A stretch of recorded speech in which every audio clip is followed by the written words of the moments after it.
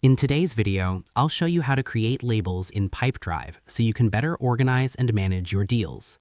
Start by opening your browser and going to pipedrive.com, then log into your account. Once you're in, head to the Deals section from the top navigation bar. This is where you manage your active pipeline. Next, click on any deal to open its details. Inside the Deal view, look for the Label option. This is where you can tag and organize your deals for easier tracking. When you click on the Label field, you'll see a list of existing labels you can choose from. If one fits your needs, simply select it to apply it to the deal. If you want to create a custom label, look for the option to add a new label. Enter a name that clearly describes its purpose, something short but meaningful so you can recognize it quickly later. After entering the name, save your label. It will now be available for use and can be applied to this deal or any others moving forward. That's all there is to it.